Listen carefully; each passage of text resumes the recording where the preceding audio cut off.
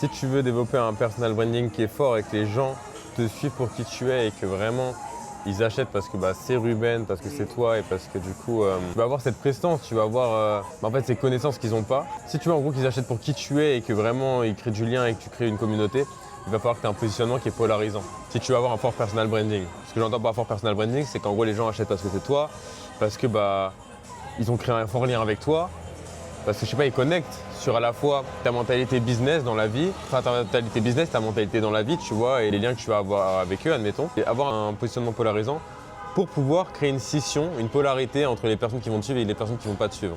Tu vois, Alexis Chance, typiquement, il a un positionnement giga polarisant. Ce qui fait qu'aujourd'hui, il a des fans hardcore de malades de lui et qui achètent toutes ses formations limite dès qu'il en sort une, qu'elle soit faite pour la personne ou pas, limite, ils vont acheter.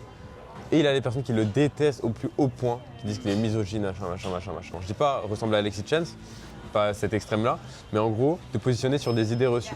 Je te donne un exemple. Moi, un positionnement polarisant, on va dire, dans mon business que je pourrais avoir, c'est dire aux personnes qu'en vrai, pour vivre de ton activité en ligne, t'as pas besoin de faire de challenge, t'as pas besoin de faire de webinaire, t'as pas besoin de payer un accompagnement, plus mettre un budget ads à l'intérieur. T'as pas besoin de tout ça. Il te faut juste un système simple, efficace. Tu as de l'organique, tu fais de l'outbound. Et donc en gros, tu as de la prospection outbound et inbound, donc sortante et entrante qui vient à toi.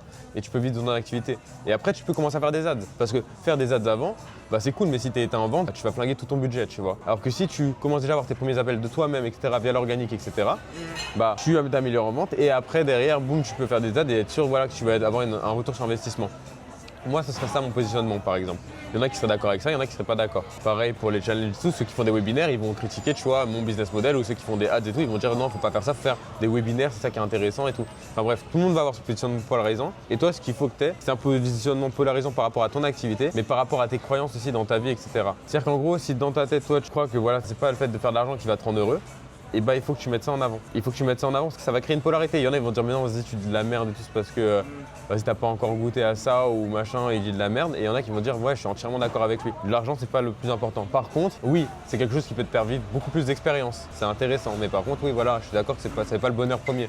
C'est pas parce que tu as de l'argent que d'un coup tu es heureux, non. Juste ça résout quelques problèmes, mais derrière, si tu es vide à l'intérieur, tu resteras vide, tu vois. C'est pas l'argent qui comblera quoi que ce soit. Et en fait, c'est ça, avoir un positionnement polarisant, ça va être du coup vis-à-vis de toi, tes croyances, et vis-à-vis de ton activité. Donc, je te donne un exemple de truc que tu peux appliquer là maintenant. C'est genre prendre les idées reçues que tu as pu entendre sur les 6 derniers mois dans ton activité. Tu peux demander à ChatGPT, tu peux regarder sur Internet et faire un contenu dessus, sur les 6 idées reçues, où tu te positionnes. Parce que les idées reçues, soit tu es d'accord, soit tu n'es pas d'accord avec. Et si tu te positionnes en montrant que t'es pas d'accord, mais tu nuances le fait que tu sois pas d'accord, donc tu fais un bon petit hook, tu vois, un peu qui peut choquer, et après derrière tu nuances, c'est là où tu vas créer une polarité, c'est là où on va te voir comme une figure d'autorité.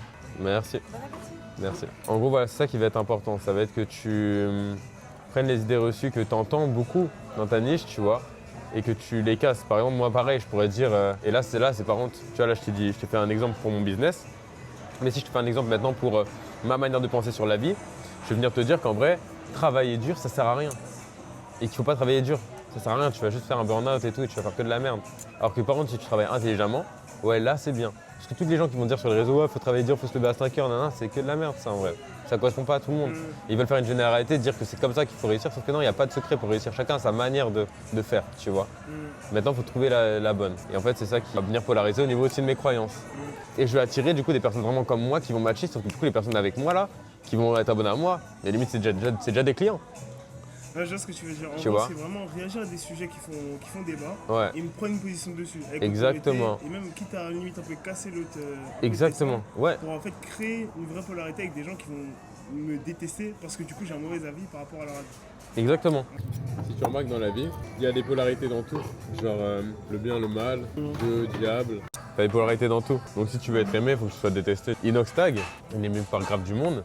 Mais il est détesté par grave du monde. Il y en a plein qui lui souhaitaient la mort à la limite quand il a fait son Everest. Parce qu'il faut ça si tu veux être aimé.